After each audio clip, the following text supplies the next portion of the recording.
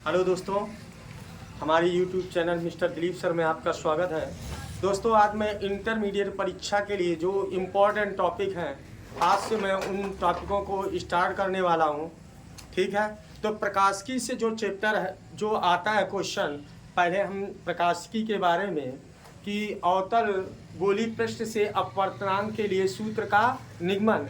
तो देख लीजिए, जिसका मुझे निगमन करना है वो है n/v माइनस 1/u बराबर n-1 कोष्टक में 1/r का हमें आज क्या करना है, निगमन करना है, जो इंटरमीडिएट परीक्षा के लिए बेहद ही क्या है, इम्पोर्टेंट टॉपिक है। तो देख लीजिए आप दोस्तों, क्या है, अवतल गोली पृष्ठ के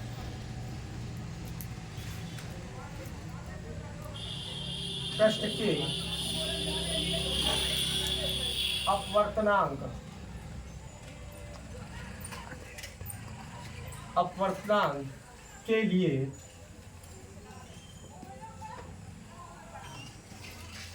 सूत्र का निगमन और दूसरा क्या है, ध्यान से समझिए। इसी को हम लिख सकते हैं n/v माइनस 1/u बराबर n-1 कोष्टक में 1/r। इसका हमें निगमन करना है, जो इंटरमीडिएट परीक्षा में बेहद ही इम्पोर्टेंट टॉपिक है और जो हर वर्ष लगभग आता रहता है। तो चलते हैं दोस्तों आगे की ओर।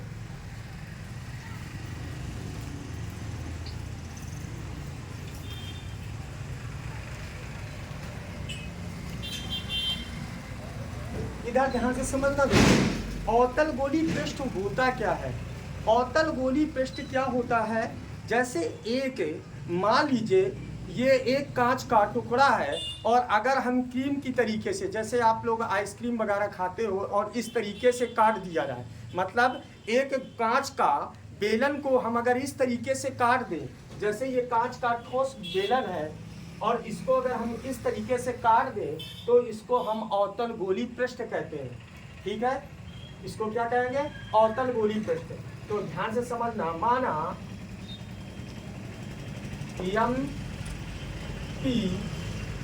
m डैश एक अवतल गोली पृष्ठ है जिसका ध्रुति और इसके मुख्य अक्ष पर कोई वस्तु O स्थित है। वस्तु से निकलने वाली प्रकाश की किरण इससे टकराएगी। टकराने के पश्चात किससे होकर जा रही है, ध्यान से समझना। माना m डैश एक अवतल गोली पृष्ठ है जिसका ध्रुति और वक्रता केंद्र यहाँ C है। ठीक, इसके मुख्य अक्ष O पर कोई बिंब वस्तु स्थित है। तो वस्तु से निकलने वाली प्रकाश की किरण एक तो मुख्य अक्ष से होकर गुजर जाएगी तथा दूसरी प्रकाश की किरण क्या होगी, अभिलंब की ओर झुक जाएगी। ध्यान से समझना, बस चित्र को थोड़ा ध्यान से समझने की लिए जरूरत है। तो जैसे ये जानी चाहिए थी सीधी, दोस्तों ये जानी चाहिए थी सीधी, लेकिन क्या होती है, अभिलंब की ओर इस तरीके से झुक जाती है। जब अभिलंब की ओर इस तरीके से झुक जाएगी ये, और इस किरण को पीछे की ओर अगर हम बढ़ाएं तो इसका प्रतिबिंब I पर मिलता है। फिर एक बार ध्यान से समझना, तो ये कोण बनेगा, ये कोण बन गया I, और जो ये मुड़ा है ये कोण, ये जो जा रही है किरण, ये कोण बनता है R। फिर एक बार इसको चित्र को बड़ा ध्यान से समझ लें। दोबारा फिर हम समझाने का प्रयास कर रहे हैं, थोड़ा ध्यान से समझना, थोड़ा चित्र बड़ा बना दें जिसमें आप लोगों को समझ में आ जाए। ध्यान से समझना, ये एक अवतल गोली पृष्ठ है।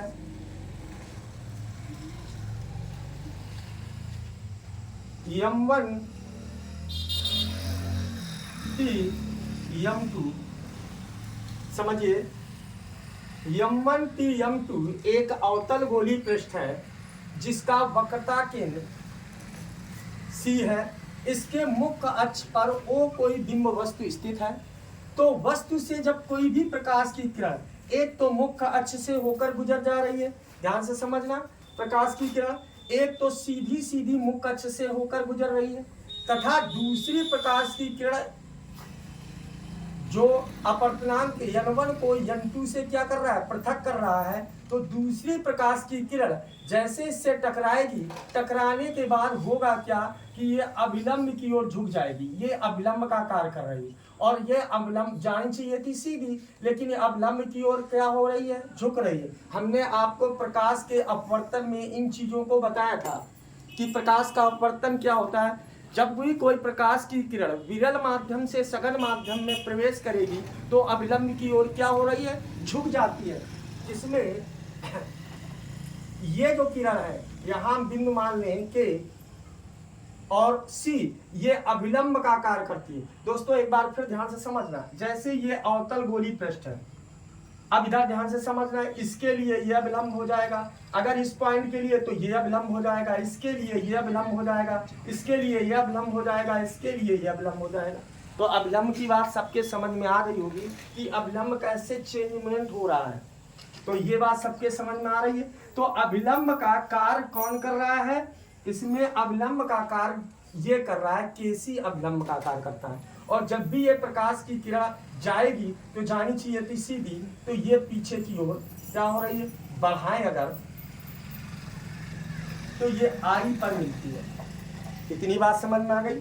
तो ये कहां पर मिलती है, आई पर मिलती है। तो ये कोण पूरा, ये जो कोण बनेगा ये बनेगा आर, और ये पूरा कोण बनेगा तुम्हारा आई, और इतना ये कोण बनेगा तुम्हारा आर। इतनी बात सबके समझ में आ गई।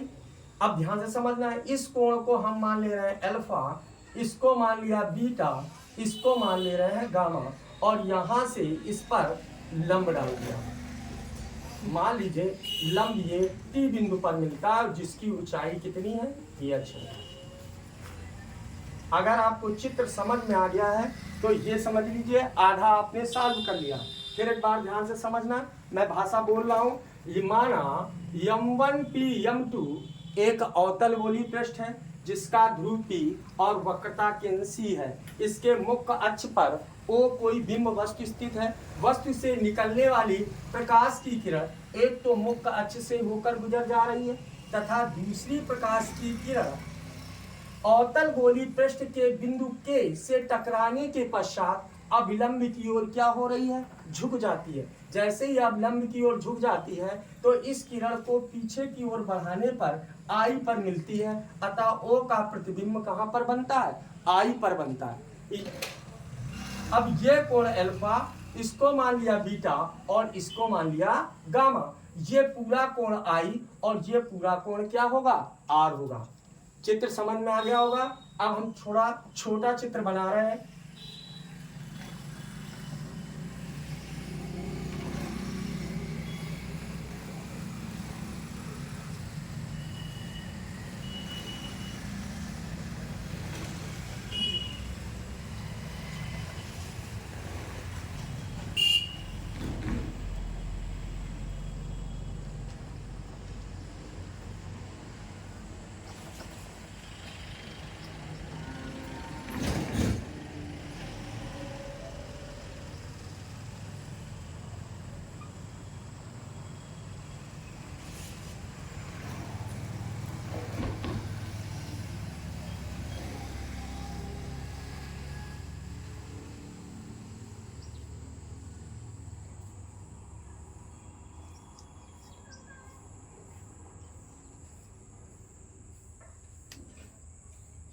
अल्फा बीटा गामा, ये पूरा कोण आई, ये पूरा कोण कितना हो जाएगा, आई, और इतना ये कोण आर, तो ये कोण भी कितना हो गया, आर के, और ये M1 P M2। अब एक बात फिर समझ लीजिए, माना M1 P M2 एक अवतल गोली पृष्ठ है जिसका ध्रुव P और वक्रता केंद्र C है। ठीक, जिसके मुख्य अक्ष पर O कोई बिंब वस्तु स्थित है तो वस्तु से निकलने वाली प्रकाश की किरण एक तो मुख्य अक्ष के समांतर होकर गुजर जा रही है, सीधी इस तरीके निकल जाएगी, तथा दूसरी प्रकाश की किरण इससे टकरा रही है और टकराने के बाद जानी चाहिए थी ये सीधी, लेकिन ये अवलंब की ओर क्या हो रही है, झुक रही है। जब झुकेगी तो इसको पीछे की ओर बढ़ा दें तो ये कहाँ पर मिलती है, B पर मिलती है। यहाँ से यहाँ तक की दूरी कितनी हो गई, H, और ये इसका ध्रुव क्या है, P है। इतनी बात समझ में आ गई। तो आपको ध्यान से समझना है पहले इसमें, तो आपको एक चीज और ध्यान से समझना है। तो आपने क्या पढ़ा है, स्नेल का नियम। तो पहले एक आपको त्रिभुज दिखाई दे रहा है, ध्यान से समझना। ये आपको एक त्रिभुज दिखाई दे रहा है, कौन सा, ये K, ये O और ये आपका C, इस तरीके का। और ये बहिष्कोण कितना है, ये गामा, और ये पूरा कोण कितना है, I, और ये कोण कितना है, अल्फा। बात समझ में आ गई। तो अब हम त्रिभुज कौन सा ले लें, इसमें ध्यान से समझिए। इसमें हम ले रहे हैं त्रिभुज OK और C में, OK C में क्या हो गया, बहिष्कोण गामा बराबर हो गया अल्फा प्लस I के, तो I बराबर हो गया गामा माइनस अल्फा। इतनी बात सबके समझ में आ गई। अब आगे चलें। अब आपको त्रिभुज दिखाई दे रहा है KIC में, फिर ध्यान से समझना है, ये बिंदु है K, ये बिंदु है I, फिर और ये बिंदु आपका है C। ये कोण कितना है, बीटा, और ये कोण कितना है, R, ये कोण कितना है, गामा। तो अब हम फिर इसमें ले रहे हैं त्रिभुज कौन सा, IKC में, IKC में क्या हो जाएगा, गामा बराबर किसके हो जाएगा, बीटा प्लस R के। क्योंकि आपको पढ़ाया गया है कि बहिष्कोण अपने सुदूर अंतःकोणों के योग के बराबर होता है। तो ये आपका आ जाएगा, क्या आ रहा है, ये आपका आ जाएगा गामा बराबर बीटा प्लस कितना हो जाएगा, R के। तो R बराबर हो जाएगा गामा माइनस बीटा के। इतनी बात समझ में आ गई।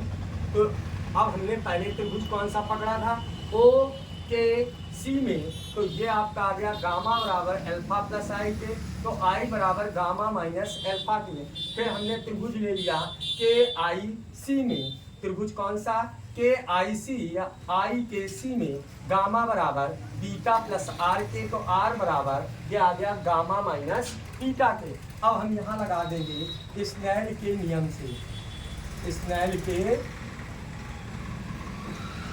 नियम से। तो स्नेल का नियम क्या है, N2/N1 बराबर sine I upon sine R के। ध्यान से समझना दोस्तों, स्नेल का नियम क्या है, N2/N1 बराबर sine I upon sine R के।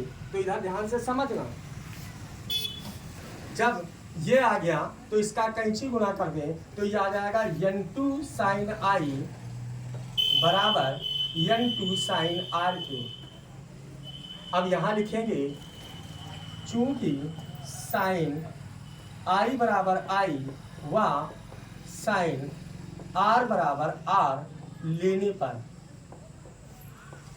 अब यहाँ ध्यान से समझना दोस्तों, साइन I बराबर I व साइन R बराबर R क्यों ले रहे हैं, चूंकि ये मान कैसे है, बहुत नगण्य है। लिख देंगे, चूंकि I व R के मान बहुत नगण्य है, बहुत नगण्य है, तो यहाँ हो जाएगा N2I बराबर, यहाँ आ गया N2R बराबर N1I। ठीक, अब वैल्यू रखें तो N2R बराबर N1I के। अभी R और I, R की वैल्यू ये है और I की वैल्यू ये है, तो यहाँ लिख देंगे I व R के मान रखने पर, मान रखने पर, अब मान रख दीजिए तो N1R, तो यहाँ आ गया N1, R की वैल्यू कितनी दी है, R की वैल्यू दी है गामा माइनस बीटा के, तो यहाँ हम लिख देंगे गामा माइनस बीटा बराबर n1, यहाँ लिख देंगे गामा माइनस आर के, तो याद आएगा n2 gamma minus n2 beta बराबर n1 gamma minus n1 are के। अब ध्यान से समझना, अब यहाँ n2 इसको इधर क्या कर दे हम पक्षांतर, इसको और इसको उधर क्या कर दे पक्षांतर। जब इसको इधर करेंगे, इसको उधर करेंगे तो ये माइनस में हो जाएगा और ये क्या हो जाएगा प्लस में। तो पक्षांतर करने पर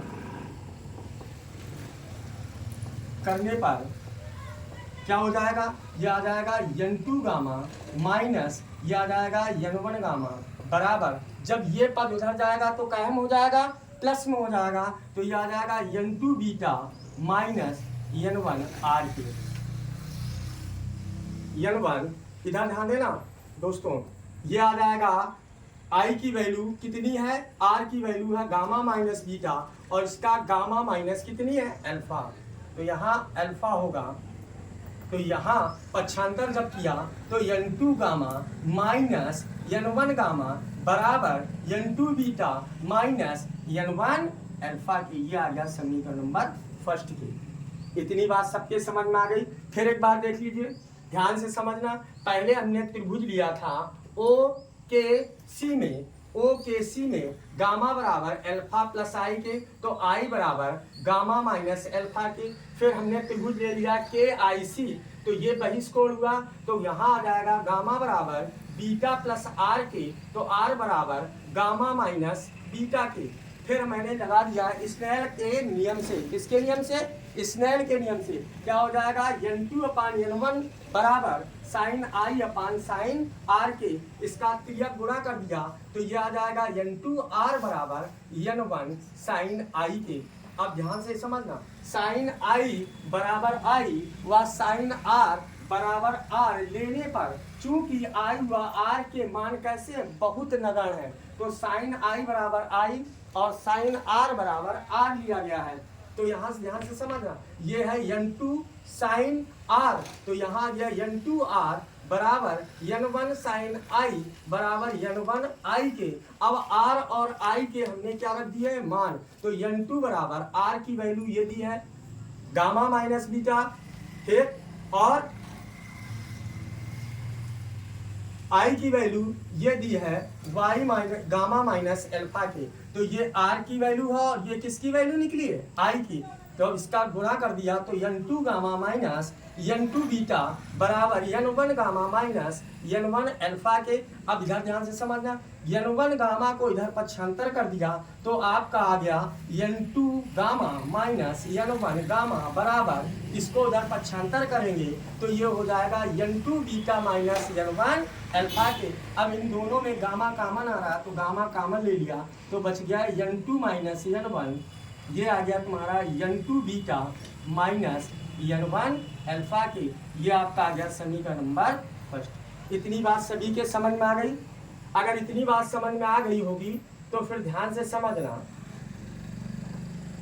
ध्यान से समझिए। अब हम त्रिभुज ले रहे हैं, कौन सा त्रिभुज, ध्यान से समझना, कौन सा, ओ के टी में, ओ के टी में। अब दोस्तों एक चीज और ध्यान से समझना, यहां से यहां तक की दूरी क्या होती है माइनस आर, यहां से यहां तक काहे की दूरी है प्रतिबिंब की दूरी, तो माइनस वी, और यहां से यहां तक की दूरी किसके बराबर होगी माइनस यू के। हमने आपको पढ़ाया था उत्तल दर्पण में प्रतिबिंब का बनना या उत्तल लेंस के लिए सूत्र का निगमन, उसमें हमने आपको बताया था कि इधर अगर सारी दूरियां हैं तो सारी दूरियां काहे में रहेंगी माइनस में। तो इधर ध्यान से समझना, अब आपको एक त्रिभुज दिखाई दे रहा है, ध्यान से समझिए। आपको ये त्रिभुज कौन सा, मैं निकाल के इधर बता दे रहा हूं, ये त्रिभुज है ओ के और टी, ये टी बिंदु, ये अल्फा है, यहां से यहां तक की दूरी। अब चूंकि टी बिंदु ध्रुव के बहुत क्या है नजदीक है, टी बिंदु ध्रुव के बहुत क्या है नजदीक है, तो ध्यान से समझना, टी के स्थान पर हम पी ले लेंगे तो यहां से यहां तक की दूरी कितनी हो जाएगी माइनस यू, और यहां से यहां तक की दूरी कितनी मानी है एच। तो ये आ जाएगा तुम्हारा त्रिभुज कौन सा, ओ के टी में तो त्रिभुज ओ के टी में tan क्या हो जाएगा, अल्फा बराबर माइनस मतलब यच अपान ये दूरी यच अपान किसके हो जाएगा, माइनस यू के। फिर हम त्रिभुज कौन सा ले लेंगे, ध्यान से समझना। अब हमने त्रिभुज ले लिया कौन सा, ओ के टी में। अब यहां हम त्रिभुज लेंगे आई के टी में, आई के टी में। दोस्तों फिर यहां मैं लिख दे रहा हूं, अगर किसी को समस्या हो रही तो ध्यान से फिर समझ लीजिए। यहां लिखूंगा चूंकि क्या टी बिंदु टी के बहुत पास है अतः टी के स्थान पर टी लेने पर टी के स्थान पर क्या ले सकते हैं, पी ले सकते हैं। तो टी के स्थान पर हम क्या ले सकते हैं, पी। अगर हम पी कर लेंगे तब भी आपकी यही वैल्यू आ जाएगी। अब हम त्रिभुज कौन सा ले रहे हैं, ध्यान से समझिए। अब हम त्रिभुज ले रहे हैं आई के टी। त्रिभुज कौन सा, आई ये है, के ये है और पी ये है।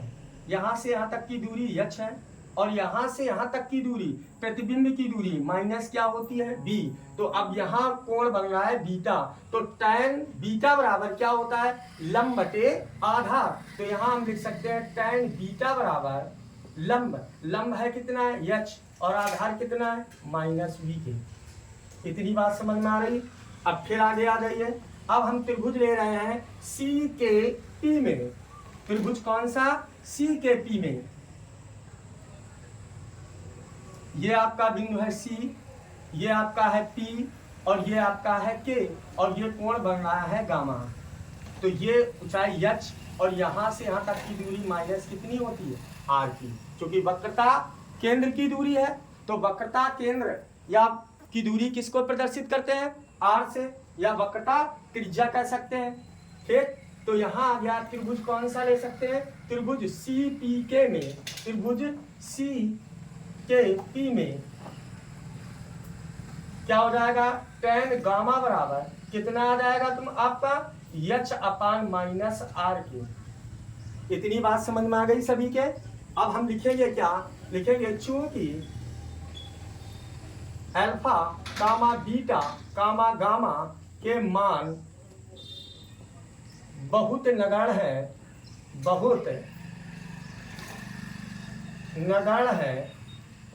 अतः tan अल्फा बराबर अल्फा कामा tan बीटा बराबर बीटा कामा tan गामा बराबर गामा लेने पर। तो ध्यान से समझना दोस्तों, क्या हो जाएगा आपका, तो यहां आ जाएगा आपका अल्फा बराबर minus H upon U comma beta बराबर H minus H upon B और गामा बराबर माइनस यच अपान आर की। इतनी बात समझ में आ गई। अब यहाँ लिखेंगे अल्फा कामा बीटा कामा गामा के मान समीकरण, कौन सा समीकरण, एक, फर्स्ट में रखने पर रख लीजिए। अब इधर ध्यान से समझना।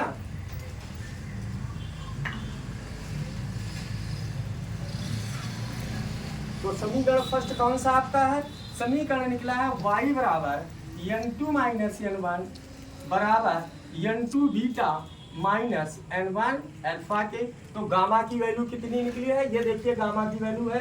तो यहाँ कितना रख सकते हैं, माइनस एच अपान आर बराबर n2 माइनस n1 बराबर n2 बीटा की वैल्यू कितनी है, माइनस एच अपान बी।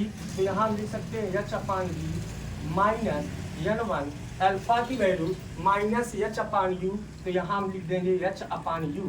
ध्यान से समझना दोस्तों। तो माइनस ये आ गया एच अपान आर बराबर n2 माइनस n1 बराबर, इसमें एच माइनस एच सभी से कॉमन ले लिया तो आपका आ जाएगा n2 अपान बी माइनस ये आ जाएगा n1 अपान u।